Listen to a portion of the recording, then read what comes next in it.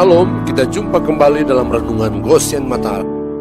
Haleluya, saudaraku yang dikasihi dan diberkati Tuhan. Renungan pagi hari ini bertema menghayati pengharapan dalam kebangkitan Yesus. Bacaan firman terambil dari Ibrani pasal yang ke-10 ayat 23 dalam terjemahan baru. Marilah kita teguh berpegang pada pengakuan tentang pengharapan kita, sebab Ia yang menjanjikannya setia. Dalam terjemahan bahasa Indonesia sehari-hari, hendaklah kita berpegang teguh pada harapan yang kita akui, sebab Allah bisa dipercayai dan Ia akan menepati janjinya. Firman Tuhan sudah sangat jelas berbicara kepada kita bahwa kebangkitan Yesus dari kematian telah melahirkan kita kembali kepada kehidupan yang penuh pengharapan. Firman Tuhan tidak sedang memberi kita harapan palsu, tetapi adalah sebuah kebenaran dan kepastian. Bilangan pasal 23 ayat 19, Allah bukanlah manusia sehingga Ia berdusta, bukan anak manusia sehingga Ia menyesal. Masakan Ia berfirman dan tidak melakukannya, atau berbicara dan tidak menepatinya? Tidak bisa dipungkiri, kita mungkin sedang menghadapi dan mengalami berbagai permasalahan dan pergumulan hidup, sehingga fokus dan konsentrasi kita sedang tertuju kepada semua hal yang sedang kita hadapi dan alami. Firman Tuhan memang sudah mengingatkan kita dengan sangat jelas bahwa kita sedang hidup di akhir zaman, di mana berbagai kesukaran akan terjadi. 2 Timotius pasal 3 ayat 1 dalam terjemahan lama berkata, "Perhatikanlah, pada akhir zaman akan datang kelak suatu masa yang sukar." Akibatnya, kita pun lupa kalau kita adalah anak-anak Allah yang punya pengharapan karena kita hidup dalam kebangkitan Yesus. Pengharapan di dalam kebangkitan Yesus bukanlah hanya untuk jaminan kehidupan yang akan datang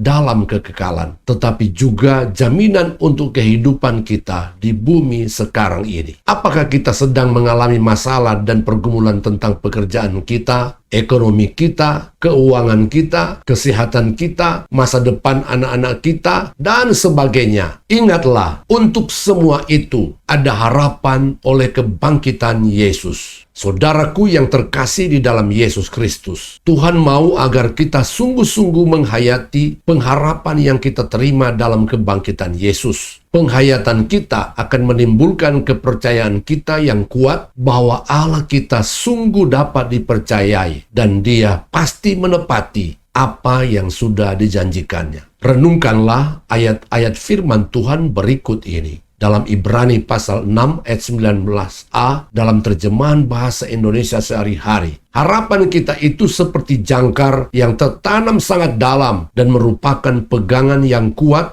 dan aman bagi hidup kita. Ibrani 3 ayat 6 juga dalam terjemahan bahasa Indonesia sehari-hari. Tetapi Kristus setia sebagai anak yang bertanggung jawab atas rumah Allah. Dan kita inilah rumah Allah. Kalau kita tetap bersemangat dan tetap yakin untuk mendapat apa yang kita harapkan. Amin. Tuhan Yesus memberkati.